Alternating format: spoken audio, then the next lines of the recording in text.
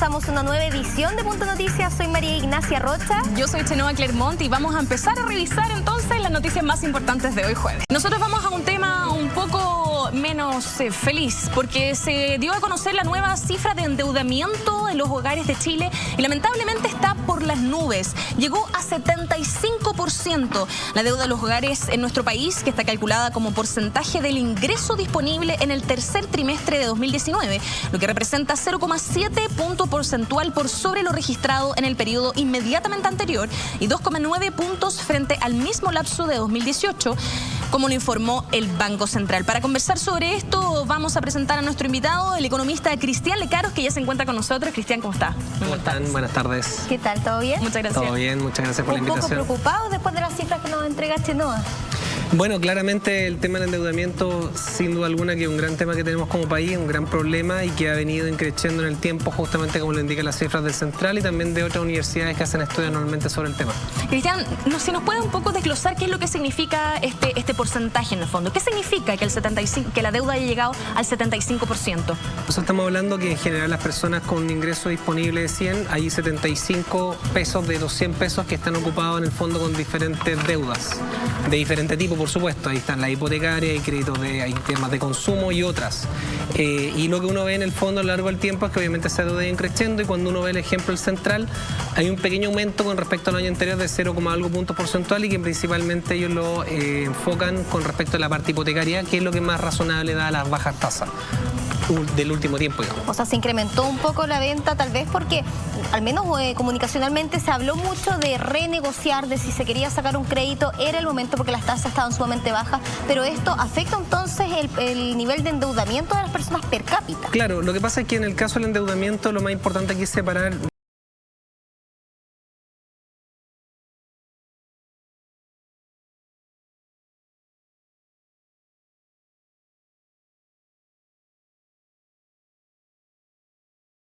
caso que les explicaba. Si ese endeudamiento es un aumento por propiedades, hay un activo real detrás que lo está respaldando. Pero si yo me endeudo en un consumo porque necesito realmente vivir o pagar cuentas del supermercado, ahí es donde empieza a ser preocupante porque claramente me va a ir ahogando cada vez más. Y no tengo cómo respaldarlo, si es que no puedo.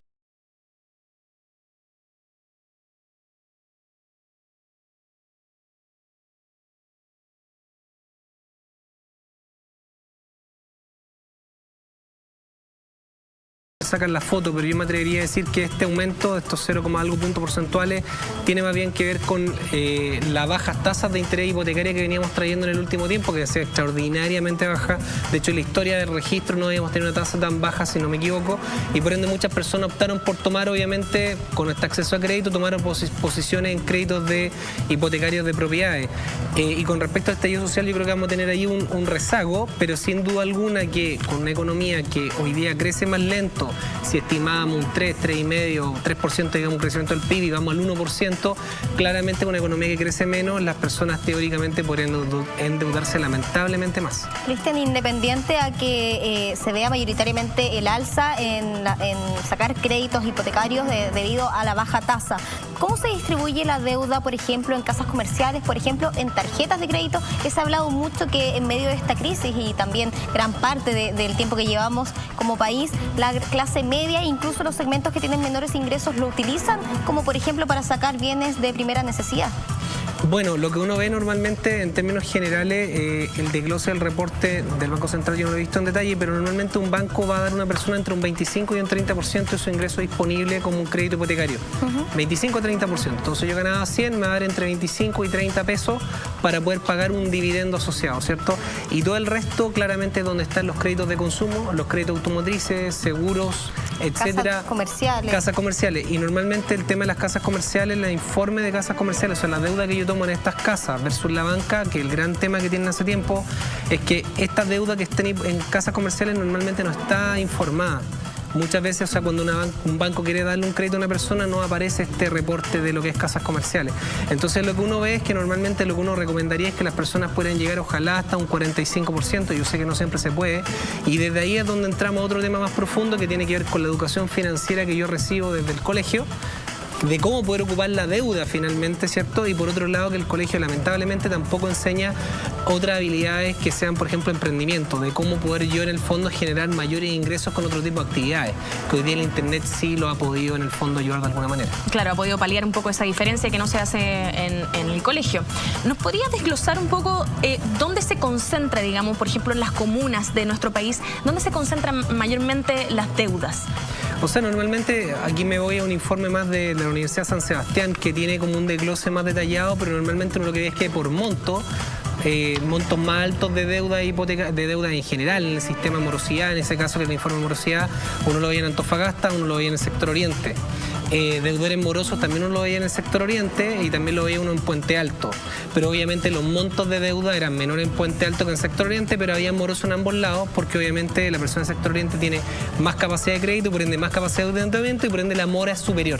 Pero llevado a nivel de escala, llevado a nivel de porcentaje, uno veía mayores morosidades claramente en sectores más vulnerables, o sea, La Granja, Puente Alto, uno veía obviamente mucha más morosidad y también en regiones uno veía, por ejemplo, la zona de Temuco y también Concepción, en algunas partes de Concepción, también con mayor morosidad, en el informe que era un desglose, digamos, nacional. Claro, que obviamente con esas cifras uno puede ver la cantidad de deudas, pero también hay que pensar en los ingresos que reciben las personas, dependiendo de...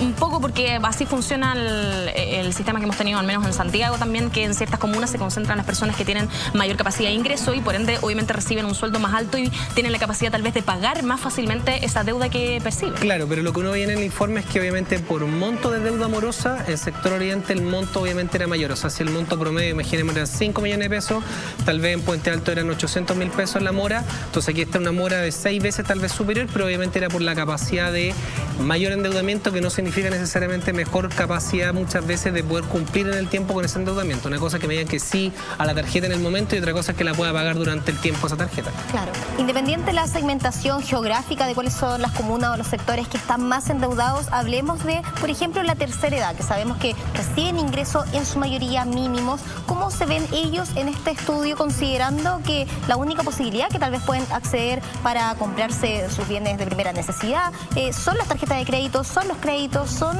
el endeudamiento en el fondo? Lamentablemente sí. Yo lo que uno ve en este informe, yendo un poco también el informe de la Universidad de los Andes, la Universidad de San Sebastián de Equifax, es que estaba el grupo joven, que era normalmente 24, 29 años, también con un alto nivel de endeudamiento y también el cumplimiento de esta mora, como también el segmento de la tercera edad, y claramente tiene que ver por ingresos menores, finalmente no les permite subsistir. Aquí tenemos que sumar el tema de los remedios, obviamente la discusión en términos de Congreso de la parte de las contribuciones propiamente tal de las casas, entonces finalmente claramente el presupuesto no les da y terminan finalmente en este bicicleteo de tarjetas de crédito para poder ir pagando estos consumos. También es importante destacar para las personas que nos están viendo que a nivel del endeudamiento, bueno, lo ideal es tener ahorro, que es lo más barato, después poder ocupar la tarjeta con 3 cuotas, 6 cuotas precio contado porque no tiene interés, después poder yo tal vez endeudarme contra un hipotecario que es un 3% de interés y después un crédito consumo y por último una línea de crédito que finalmente debería ser la más onerosa. Pero ¿cómo se puede considerar una opción el ahorro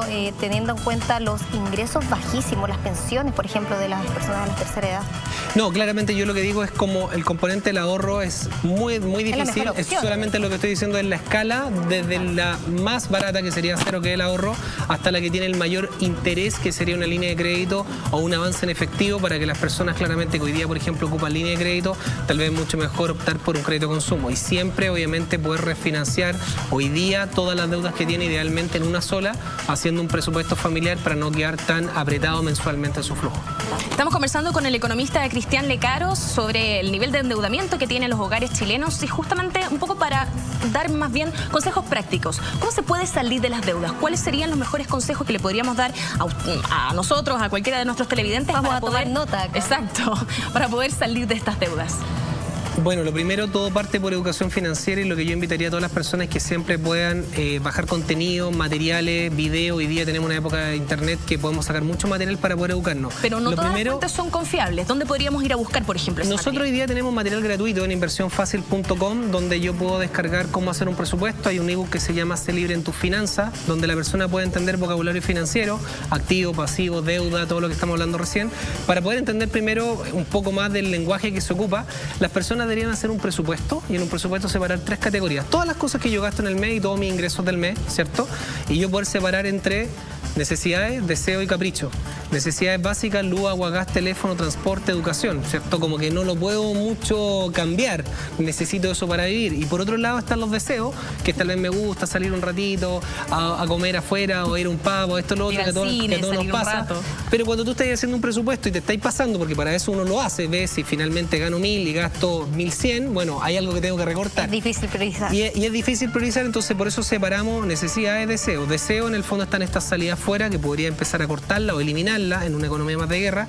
Y ya un capricho es cuando yo quiero en el fondo cambiar ropa tal vez todos los años, quiero cambiar el auto, quiero en el fondo hacer tantos viajes ahora extranjeros. Hay un montón de caprichos, son infinitos de hecho técnicamente. Entonces donde yo empiezo a ordenar mi presupuesto desde el punto de vista del gasto y por otro lado está la deuda que hablábamos recién. Entonces la deuda, lo que yo digo es que hay deudas buenas y deudas malas. O sea, yo me puedo endeudar para poder estudiar algún tipo de maestría o algo, ¿cierto? Hay un activo real detrás, o yo puedo endeudarme. Hay una inversión de por medio, o hay una deuda que yo tomé para cambiar tal vez un televisor de última generación para ver los partidos de la selección. Pero ese televisor, cuando yo ya lo saqué, ya perdió la mitad del valor. Pero eso es como un capricho, ¿no? Podría ser un capricho. Lo que voy yo es que las personas se endeudan. Entonces, en todas esas deudas, lo que yo finalmente hago en un presupuesto es que si me faltan 100, esas deudas yo tengo que aplanarlas en 100. Entonces, lo que yo esté pagando hoy día actualmente sumo todo eso y lo refinancio en una sola institución a más largo plazo o tal vez incluso mejor, con una mejor tasa. Entonces, yo aprieto esa deuda mensualmente para que mi presupuesto me alcance teóricamente. Y la otra opción que también yo le doy a las personas que tengan una propiedad es que finalmente las propiedades tuvieron mucha plusvalía en los últimos años. Entonces, yo podría ir al banco, tasar mi propiedad. Esa propiedad, por ejemplo, se tasa en 3.000. Tasación significa cuánto vale hoy día. Yo le debo al banco, imaginémonos 1.000 en deuda que yo estoy pagando un crédito hipotecario, esos 2.000, el banco me permite el 70% de libre disponibilidad en otro crédito.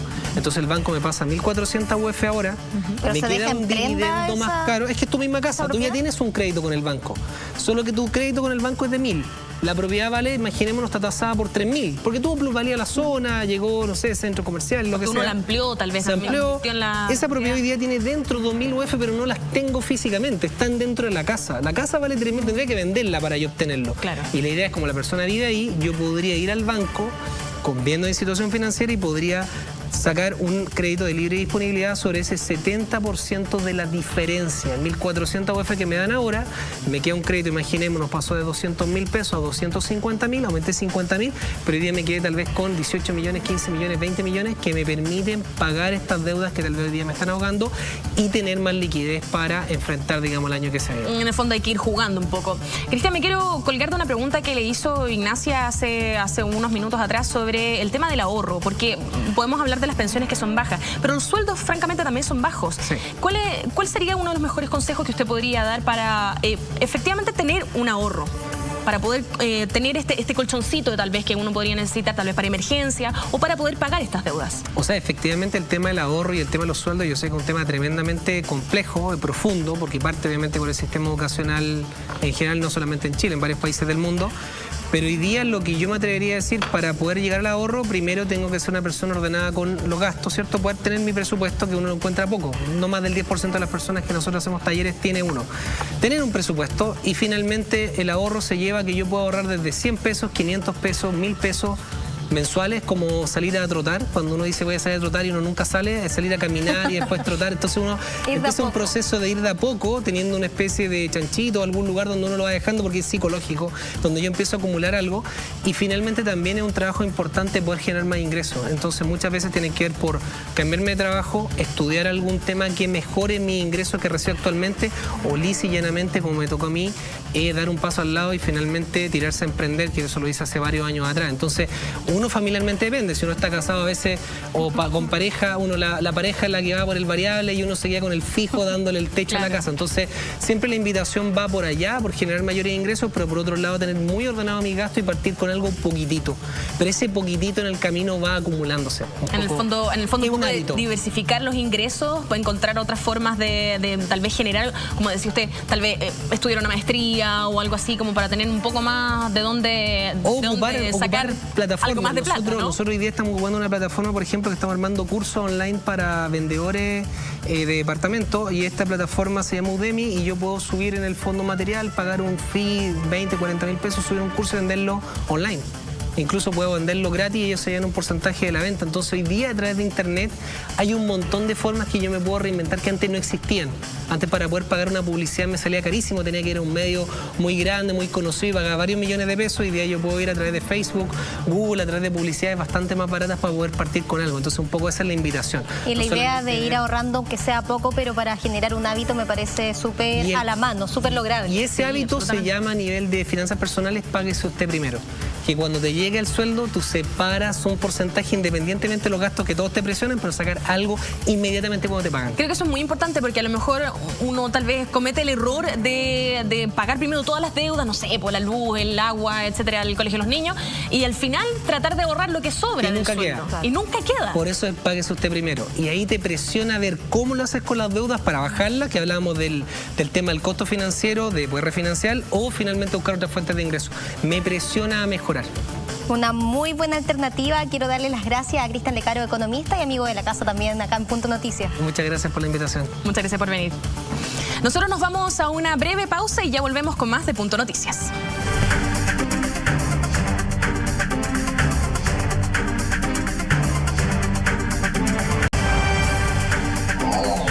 Regresamos así en Punto Noticias y quiero saludar a nuestra periodista Tamara, que nos trae punto de género y también punto de actualidad. ¿Cómo estás, Tamara? ¿Cómo estás, Ignacia? Hola, Chenoa, bienvenida, buenas tardes a todos.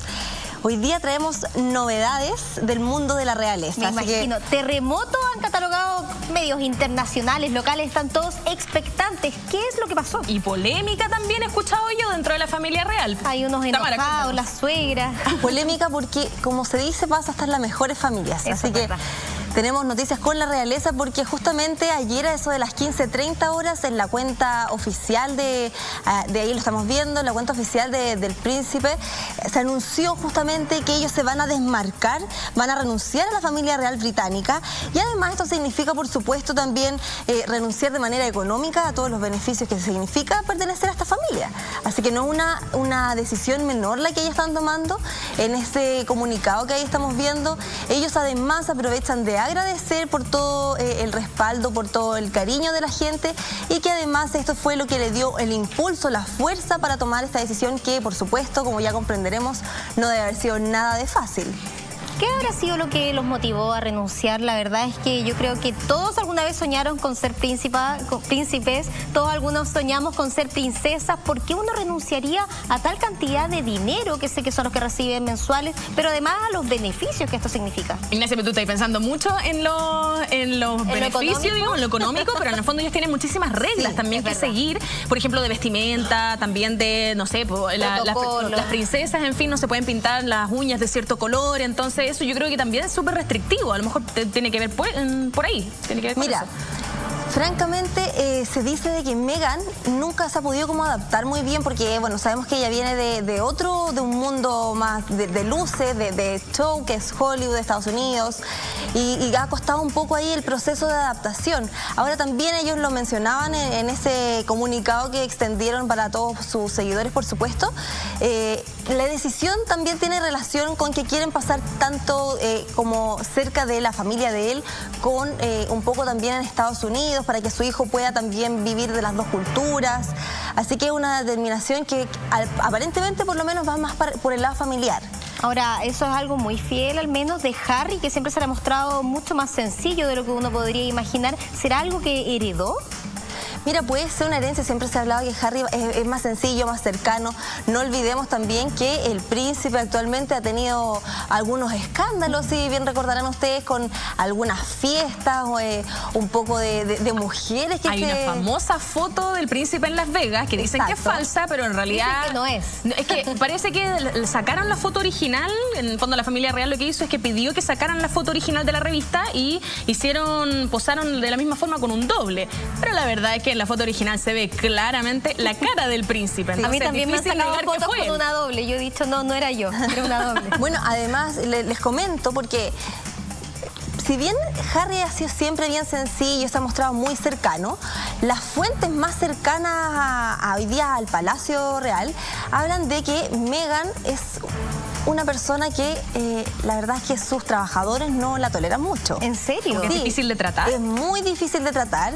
Dicen también que quienes trabajan para ellos, quienes les sirven de repente la comida o tienen que estar pendientes de sus cosas, no han durado más de 2 semanas, se le ha una rotación constante, y es justamente donde Harry hoy día, por supuesto también conservando su familia, presta más apoyo, por supuesto, a Meghan que a lo mejor lo que él está habitualmente acostumbrado. Ahora, ¿cómo lo toma la realeza? ¿Cómo lo toma la reina, por ejemplo? ¿Se ha pronunciado? Porque me imagino que esto realmente, si es un terremoto comunicacional a nivel mundial, me imagino que dentro de la familia debe ser terrible. No, espérate, pero dicen que la reina se enteró por la prensa.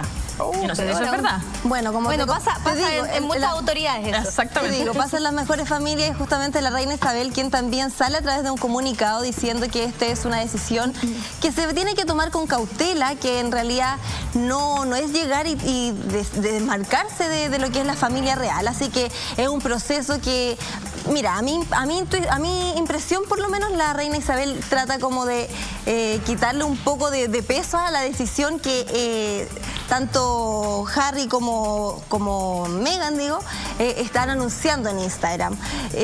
La reina Isabel le baja un poquito lo que es el perfil a esta determinación. No es una decisión que se tome tan apresuradamente, así que vamos a ver qué pasa finalmente con este caso, porque la reina ya parece que no le gustó mucho el anuncio que se hizo ayer. A pesar de que mostró una foto de la pareja durante su aviso anual, o sea, como su mensaje a la población anual para Navidad, en el fondo siempre tienen como fotos de todos los miembros de la realeza, y ahí estaba Harry y Meghan, y el pequeño Archie estaban también durante este mensaje, así que ahí vamos a ver qué es lo que va a pasar con ellos, además, y a qué se van a dedicar después. Vamos a ver cómo continúa esta historia, porque constantemente aparecen rumores sobre la poca comunicación o la mala relación que estarían teniendo al interior de la familia real. Además, te quiero llevar a otro tema, porque tenemos otros países dentro de Sudamérica que se han sumado un poco a este movimiento social que ha ocurrido en varios países, ¿verdad? Y parece que Brasil está tomando el ejemplo de Chile y está también teniendo su propio estallido social. Así es, Chenoa, porque la tarde de ayer miércoles se realizaron distintas manifestaciones en las principales avenidas de Sao Paulo, en donde se convocó alrededor de 600 personas, justamente como tú dices, ellos en pancartas manifestaban que están siguiendo el ejemplo chileno, todo esto tras el estallido social del 18 de octubre que nosotros vivimos, porque ellos también están sufriendo en el fondo esta alza en el transporte público, en lo que subió a 4,40 reales, que lo que son alrededor de 820, 830 pesos chilenos. Entonces ellos también se encuentran bastante molestos con esta medida, porque no solo es el transporte público, sino que también son las autopistas quienes han sufrido alzas importantes en sus valores. Ellos están marchando por las principales avenidas de Sao Paulo y, como te digo, siguen el ejemplo del estallido social nacional. Y vamos a volver al plano local con algo que fue el día de ayer, algo así como la polémica, cuando se confirmó que fue la PCU de Historia la que se filtró. Vamos a estar conversando con el senador Kenneth Pugh en un instante, pero quiero comenzar por cuál es la postura que ha abordado Fiscalía. ¿Se ha pronunciado, Tamara? Mira, Fiscalía ya anunció que va a hacer una investigación, esto tras que se iniciara una causa judicial, luego de que el DEMRE denunciara esta filtración del examen en el Ministerio Público, la que fue inmediatamente derivada a la Fiscalía Oriente. Así que van a comenzar todo el proceso de investigación, porque incluso es el ministro del Interior, Gonzalo Blumel, quien dijo que los antecedentes serán puestos a disposición del Consejo de Defensa del Estado para que ejerza las acciones judiciales correspondientes sobre los responsables de esta filtración. Así que, bueno, vamos a quedar atentos también qué es lo que pasa, porque es una noticia que cada día suma nuevos antecedentes. Y además, hoy día en la mañana también salió la noticia de que todos los jóvenes que resulten responsables de este boicot van a quedar con una exclusión del proceso de admisión para este 2020. Así que es bien importante cómo se vaya desarrollando finalmente esta noticia. Tamara, y de hecho tenemos informaciones de último minuto porque hay unas nuevas fechas para dar la PSU. Van a ser el 27 y 28 de enero, se va a repetir matemáticas, lenguaje y ciencias. Y esto obviamente significa que también el proceso de admisión se va a retrasar hasta el 9 de marzo y por ende seguramente las clases van a empezar más tarde. Claro. Esa es la información sobre la PSU que hay en este momento. Y es una noticia que por supuesto va a estar en desarrollo, como ya lo comentábamos, porque incluso no se ha descartado, decían también, que pudiese ser centro de rendición locales del ejército, que lo que generaría también mucha controversia. No, y además sería súper estresante. Yo me acuerdo cuando fui a dar la PSU, la verdad es que solamente con el reconocimiento de sala ya me sentía súper tensa. Sí, imagínate ir además a un lugar donde hay militares, en fin, yo creo que eso podría perjudicar bastante a los estudiantes también. El conflicto es que si se desarrolla en centros establecidos desde el comienzo educacionales, de todas formas se podrían repetir estos actos que han sido considerados por algunos boicot, por otros como manifestaciones. Veremos cómo se desarrolla. Comentaba que estábamos enlazándonos con el senador Kenneth Puch para consultarle justamente de esto, Tamara, y sé que estuvieron conversando con él. Sí, Ignacia, conversamos porque ayer se anunció que 8 de 9 de los senadores de RN manifestaron su rechazo más bien para este plebiscito que se va a hacer en el mes de abril por una nueva constitución, y dentro de esta lista que está encabezada siempre por el senador Andrés Salaman también se encuentra, como tú bien dices, el senador Kenneth Puch, quien está en contacto telefónico con nosotros en este momento. Senador, ¿cómo está? ¿Me escucha? Muy bien, muy buenas tardes. Sí, se escucha muy claro, espero que a mí también. Sí, se le escucha muy claro. Senador, para comenzar, primero agradecer este contacto y me gustaría preguntarle directamente ¿cuál es el motivo principal por el que ustedes firman y afirman también este rechazo en el proceso del plebiscito del 26 de abril? Bueno, quizás, y esto los auditores lo pueden evaluar directamente, lo que le ha pasado a todos los jóvenes, que se les ha frustrado la oportunidad de su futuro, se les ha puesto incertidumbre con este tema de la PSU. O sea, estamos con un nivel de violencia extremo donde los fines justifican los medios. O sea, todo vale. Filtrar una prueba, dejar a la gente sin la posibilidad de ver la prueba. Y eso, si lo llevamos a un proceso constitucional, ¿qué significa entonces? Que vamos a tener gente presionando las calles para que una u otra opción ocurra. No están dadas las condiciones. El acuerdo de por la paz y la nueva constitución van juntos. Tiene que haber paz para tener constitución. Por lo tanto, llamamos primero a que se cumpla la parte de la paz, encontrar la posibilidad de poder generar. Y en ese escenario de incertidumbre, lo más prudente, y esto llamando al votante prudente, si aquí no estamos eligiendo a un candidato o candidata para que pueda dirigir el país y que nos pueda representar. Esta es la estabilidad. Creemos que lo mejor es rechazar en esta oportunidad, pero rechazar para reformar, o sea, usar los mecanismos que tenemos para corregir todas aquellas cosas donde existen los acuerdos. Y eso es institucionalidad, usar nuestro marco institucional para producir cambios. Y así poder dedicarnos ahora a la agenda social, a la agenda antiabuso, a lograr aquellas cosas que son leyes precisas, que no son la Constitución, si la Constitución no resuelve los problemas. Es más, antes que una nueva Constitución, necesitamos una nueva cultura, la cultura del respeto. Si queremos dignidad, tenemos que respetarnos. Respetémonos primero y respetemos los procesos. Senador, me dice que claro, que esta no sería a lo mejor la vía más idónea para que resolver los problemas que estaban ocurriendo hoy día en Chile. Le pregunto porque en noviembre del año pasado, justamente, el senador Andrés Salaman manifestó su apoyo, por lo menos en ese entonces, para un proceso de una nueva constitución. ¿Qué es lo que hoy día cambia el escenario para que ustedes presenten este escrito? Bueno, el senador Alamán lo que apoyó fue el proceso por la paz de la nueva Constitución. Y ese es el acuerdo. Por eso no nos olvidemos que el acuerdo es completo. No están dadas las condiciones de paz. O sea, hay un problema de fraccionamiento en la sociedad tremenda, una polarización gigantesca, un nivel de violencia nunca antes visto en el país. Por lo tanto, si bien se pactó en su minuto y así ellos concurrieron con sus votos, él votó favorablemente la indicación de reforma constitucional.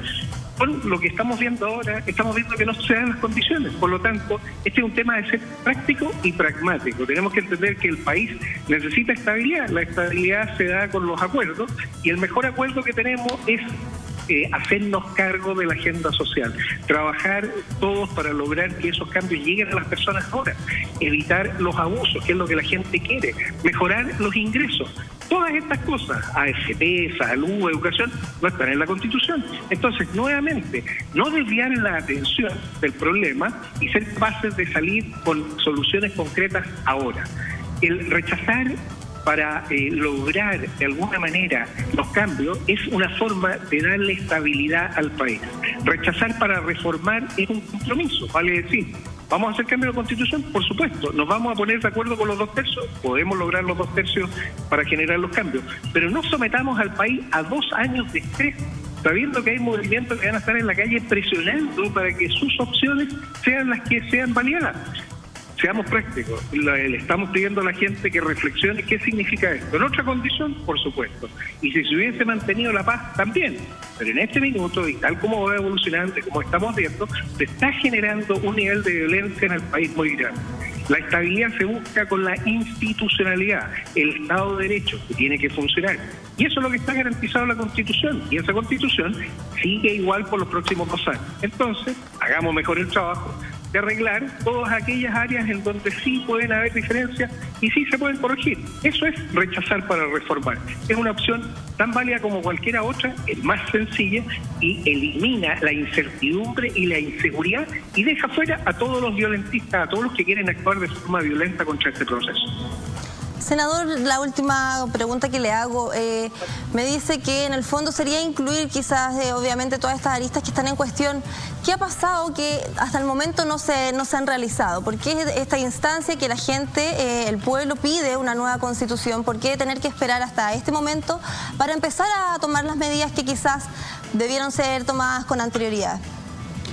Bueno, fíjate que la gente quiere algo nuevo, pero ¿qué es ese algo nuevo? Cuando uno parte con una hoja en blanco y uno no sabe a dónde quiere llegar, es muy difícil. ¿Qué tenemos ahora? Tenemos un marco institucional. Ese marco institucional permite hacer leyes, que es lo más importante, que son las que le van a solucionar la vida a las personas. Ayer, por ejemplo, ya entraba en vigencia la nueva ley que va a permitir al Senabas disminuir los costos de los fármacos. Eso es lo que tenemos que lograr, cosas concretas. Tenemos que mejorar los ingresos. También la economía está asociada a este proceso. Si Chile no crece, no va a tener recursos para poder dedicarlo a la agenda social. Y toda incertidumbre conlleva un proceso que va desgastando. La economía se empieza a debilitar, vamos a verlo este año y es lo que tratamos de generar los impactos. Chile, todos sus defaults económicos han sido producto de crisis externas, crisis que se han generado por problemas vecinales, por guerra. Chile sabe enfrentar estas crisis internas. No es con esto, quiero decir, que estemos en una condición frágil, pero si nos exponemos aún más, nuestra economía se puede destruir y sin esa economía, aunque tengamos la mejor constitución del mundo, no vamos a poder lograr todos los anhelos sociales que las personas quieren. Ese es el fondo del problema. El fondo es buscar estabilidad con lo que hay y tratar de usar al máximo los instrumentos que tenemos y corregir todo aquello que tiene distorsión, porque en eso sí hay acuerdo. La pura agenda antiabuso es muy clara, evitar que las grandes empresas, que aquellos que tienen el poder usen su posición privilegiada contra los más pequeños, que las personas sean tratadas con dignidad en todos los lugares.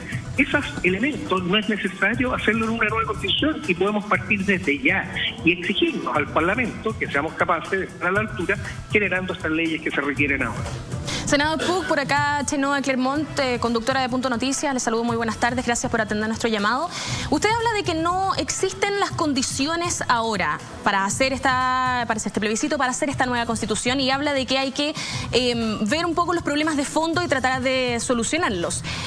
Estas condiciones, usted habla un poco del clima, de las protestas que hay afuera en las calles, específicamente en la Plaza Dignidad o Plaza Italia, pero ¿usted cree que estas leyes y todos estos proyectos de los que habla para solucionar los problemas de fondo obviamente no van a surgir de aquí a 2 semanas? Entonces, esto significa que se va a alargar mucho más el proceso para poder discutir esta nueva constitución. ¿Qué cree usted que se debería hacer ahora mismo para parar esta violencia que en el fondo es la que está haciendo que ustedes decidan rechazar ahora discutir la Constitución? ¿Qué debería hacerse ahora respecto de esta violencia que nos impide conversar sobre esto?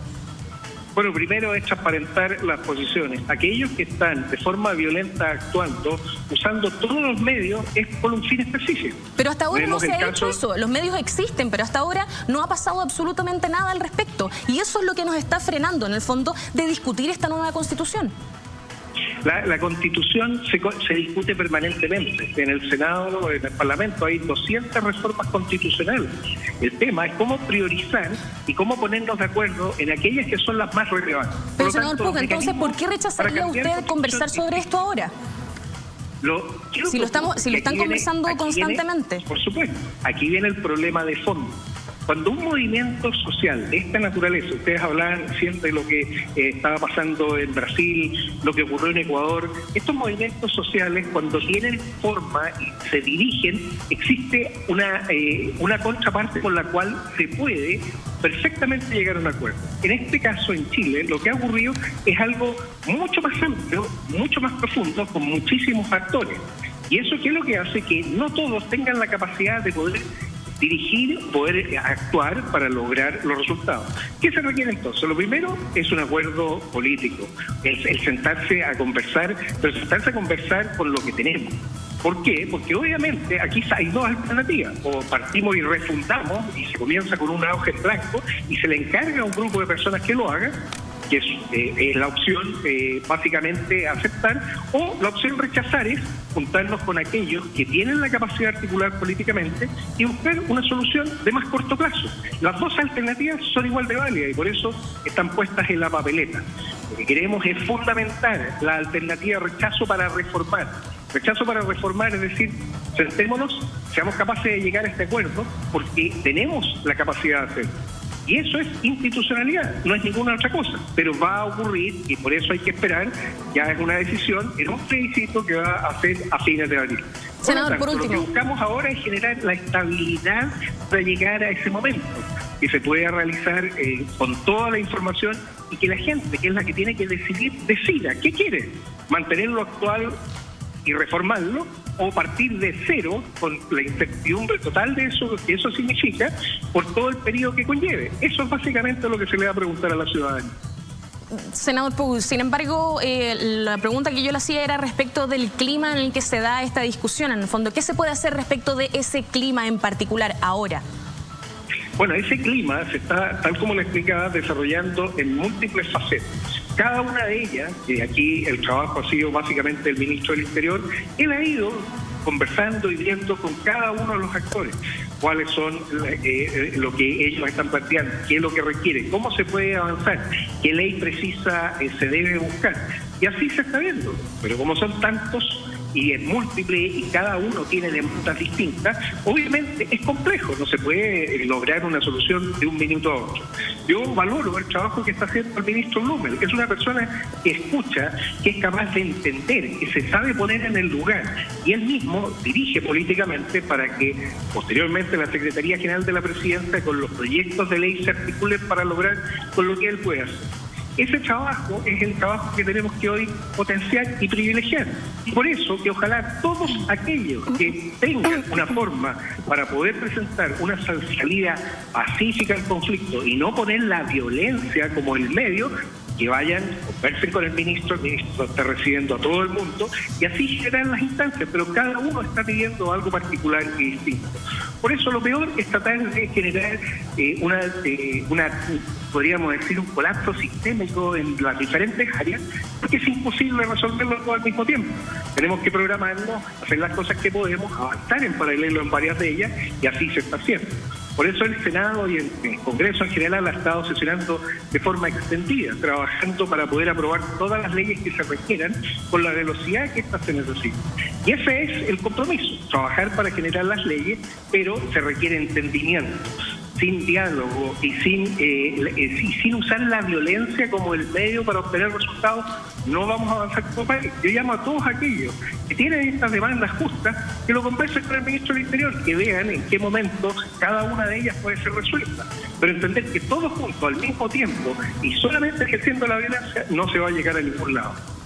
Bien, senador Kenneth Pug, muchísimas gracias por atender nuestro llamado en Punto Noticias. Muchas gracias a ustedes, un gran saludo y que tengan un muy buen día. Muy buenas tardes. Y nosotros nos vamos a otro tema. porque hay una cláusula de violencia de género y del comportamiento de un club atlético. ¿Nos puedes contar un poco más, Tamara? Sí, Chenoa, porque Argentina, bueno, hemos visto que las cifras en cuanto a equidad de género no las acompañan mucho. Sin embargo, hay medidas que se pueden ir adoptando que obviamente contribuye en esta materia. Y es justamente el jugador argentino, Ricardo Centurión, quien ya se fotografió incluso con su nuevo equipo de fútbol, que es el Club Atlético Vélez. Este club decidió poner una cláusula de género para el jugador porque él ya tenía antecedentes del año 2017 por amenazas incluso contra su pareja de ese entonces. Y ellos decidieron poner esta cláusula de comportamiento. Cualquier hecho de violencia que pueda existir, queda su contrato absolutamente nulo. Por lo tanto, me imagino yo que el jugador va a pensar 2 veces antes de cometer algún ilícito, porque no solamente involucra temas de agresión contra la mujer, sino que también cualquier problema con alcoholismo, por ejemplo, si lo detienen en la vía pública, o también cualquier tipo de detención por parte de policías que pueda resultar el responsable. Así que ya sabe este jugador, Ricardo Centurión, que tiene que mantener una conducta intachable si quiere que su contrato se mantenga vigente por lo menos. Una buena noticia, mirándolo desde el punto de vista que es bueno que se creen precedentes, sobre todo en el mundo deportivo, que hemos visto que no ha sido la única en esta temática. Nos traías anteriormente el caso de un reconocido basquetbolista. Muchas gracias, Tamara, por toda la información que nos trajiste el día de hoy. Gracias, Ignacia. Buenas tardes, Chenoa. Que tengan muy buena tarde. Muchas gracias, Tamara. Y nosotros nos vamos a una breve pausa comercial y regresamos con Punto Noticias.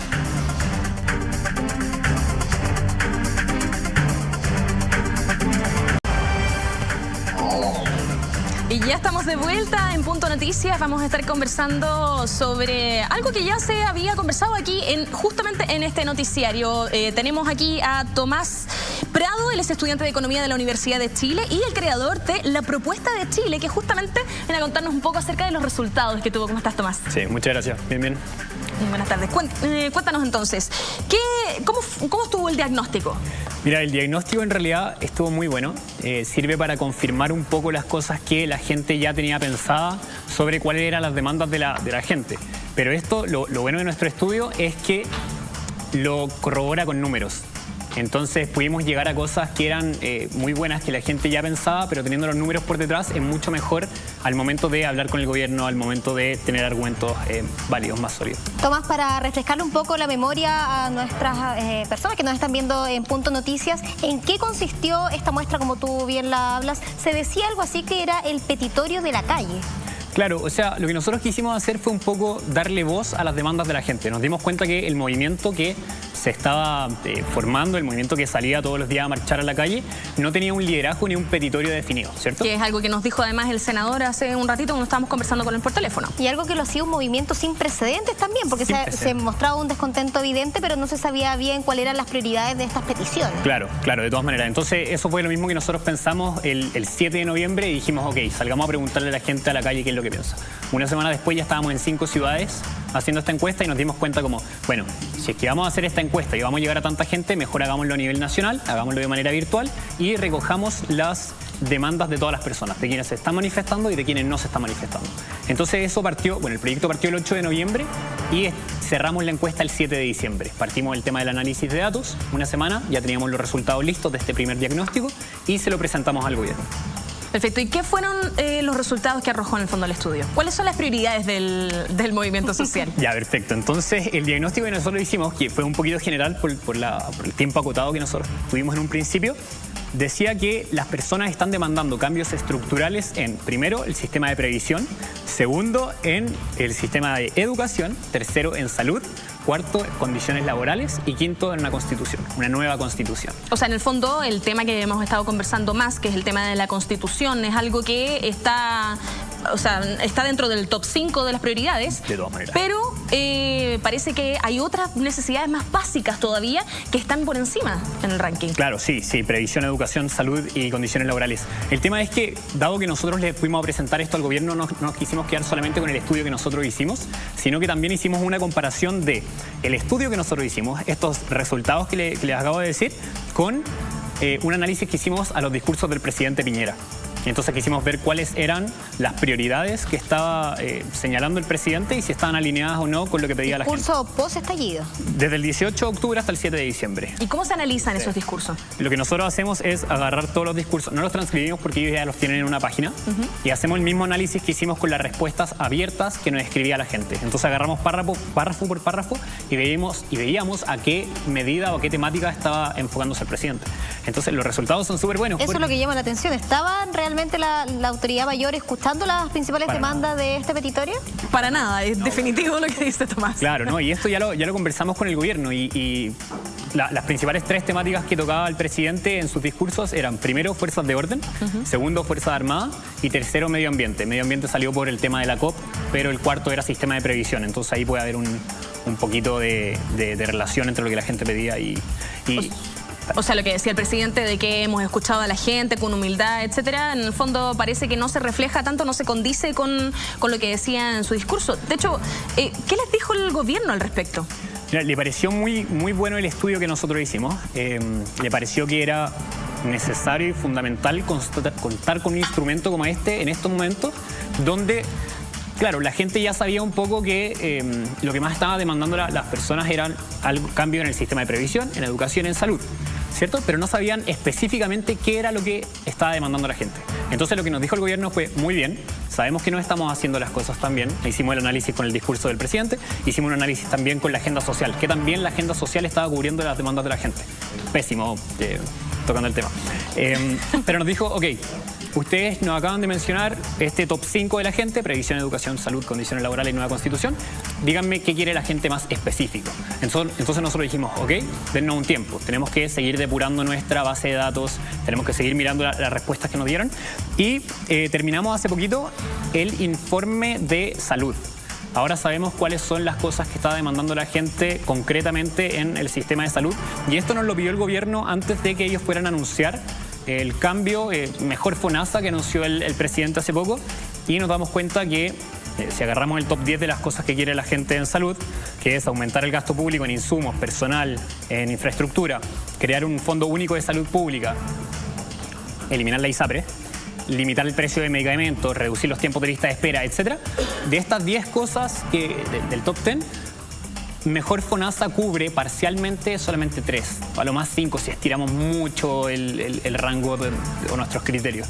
Entonces, nuevamente el gobierno podría decir que está escuchando, pero no lo está haciendo. Las cosas que planteó el presidente Piñera con mejor FONASA no cubren las demandas reales de la gente.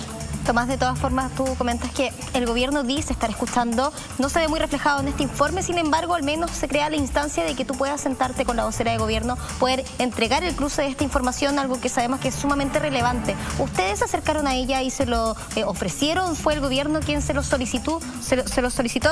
Lo pregunto a raíz de este informe Big Data que se entrega. ¿Será que el gobierno se está asesorando o está buscando opciones para tener muestras reales? Ya, eso sí quiero destacar del gobierno. Nuestra relación ha sido directamente con la ministra vocera de gobierno, Carla Rubilar, y ella ha sido muy cercana, muy receptiva. Nosotros en una instancia en noviembre tuve la oportunidad de asistir a una organización, a una reunión que tenía ella con las organizaciones de la sociedad civil. Pude comentarle sobre el proyecto, le interesó mucho a ella y dijo, ok, juntémonos en diciembre cuando tengan los resultados del estudio. Y a partir de esta reunión que tuvimos en diciembre, hemos podido seguir trabajando en nosotros establecer este puente de información de qué es lo que quiere la gente al gobierno, pero el hecho es que tienen que hacerse cambios y eso ya nosotros no podemos... Usted cumple con entregar los resultados. Claro, pero también queremos representar a la gente y la gente está demandando cambios. Estamos conversando con Tomás Prado, él es estudiante de Economía de la Universidad de Chile y además creador de la Propuesta de Chile. Hablamos al comienzo que en el fondo este movimiento social es un movimiento sin precedentes porque no tiene ninguna voz con la que pueda dialogar el gobierno. Sin embargo, ustedes parecen estar siendo la voz que está dialogando con el gobierno, a pesar de que están entregando en el fondo resultados de lo que dice la gente.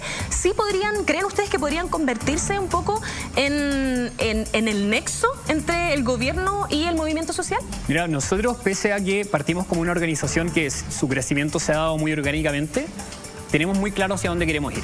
Nosotros somos una organización, pronto a ser fundación, sin color político, independiente, que queremos crear una cultura de diálogo en el país. No solamente quedar en instancias puntuales como el estudio que acabamos de hacer, sino que crear una cultura de diálogo para que estas cosas nunca más vuelvan a pasar. Y lo que queremos hacer es un poco tomar este rol articulador de la conversación entre la sociedad civil y el gobierno.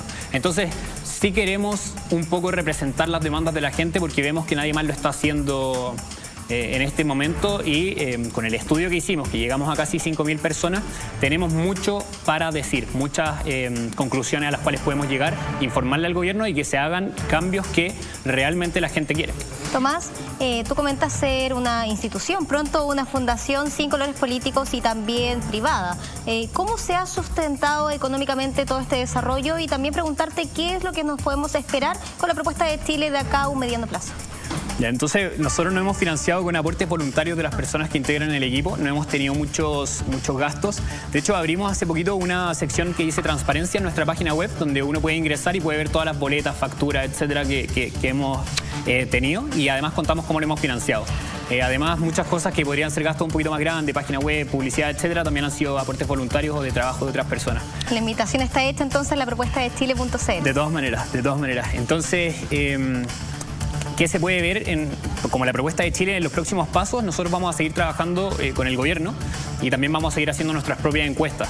Ya estamos trabajando en un par de proyectos con el gobierno que van a lanzar en poco tiempo, donde vamos a de verdad cumplir este rol articulador, nosotros manteniéndonos siempre como un ente, entre comillas, técnico, que va a estar analizando la información que dice la gente para poder elaborar demandas concretas de la gente y ver si es que se puede realizar algo más allá.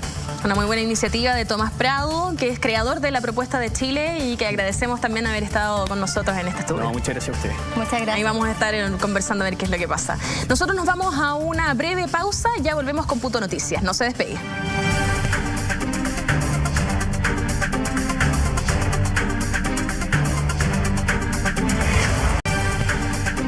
Y regresamos en Punto Noticias con una de las secciones más esperadas, Punto Magazine, y quiero saludar a Pablo. ¿Cómo estás? ¿Todo bien? Todo bien, Ignacio, ¿y tú? Muy expectantes a todas las noticias y panoramas que nos traes el día de hoy. Sé que inicia la temporada de verano en las obras y un día Nico se fue. Así es, antes de todo, bienvenida Chenoa, ¿cómo estás tú? Muchas gracias, Pablo. Muy bien, descansada. Oye, ya. Rico los chocolates, ¿eh? Rico los chocolates. Ah, sí, bueno, está hablando de que les pasé chocolates en la oficina, entonces está dando las Bueno, gracias. pero comenzó la temporada de verano, Sí, sí. hay que privarse para algunos los chocolates, Sí, no, y era yo lo que sé, quería también. consultarte. Se inicia la obra Un día Nico se fue. Así es, se reestrena esta exitosa obra Y un día Nico se fue, un montaje musical que se estrenó el año pasado a mediados de año, algo lúdico, dinámico, rápido, divertido, donde la gente se ríe, también se emociona y también son parte del mismo espectáculo. Hablamos con los actores, hablamos con la directora, con el elenco, así que para saber de qué se trata Un día Nico se fue y por qué finalmente Y un día Nico se fue, ellos mismos se lo van a contar. Mira. Sobre la relación que tuvo con Nico, que estuvieron juntos 6 años y en la obra se cuenta cómo se conocen, cómo se desarrolla la relación y se trata más o menos de explicar, aunque no lo sabemos muy bien, el por qué Nico un día aparentemente sin razón se va.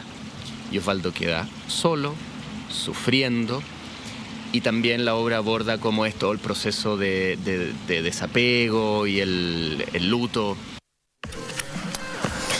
Una obra, un montaje que a primera instancia tú ves, si tú ves el flyer, ves la historia o crees que es la historia de amor de una pareja gay, pero no, acá hablamos de amor universal, de amor transversal, da lo mismo sean 2 hombres o 2 mujeres, o una mujer o un hombre. Ahondamos también en detalles con Hernán Contreras y Santiago Tupe, que son los protagonistas. Escúchenlos usted misma. Claro, la idea es demostrar que el amor entre hombre y hombre, mujer y mujer, es exactamente igual a una historia de amor entre un hombre y una mujer. No es la gracia que sea la historia de 2 hombres, no va por ahí, es demostrar que por el amor se sufre de manera igual, de manera transversal.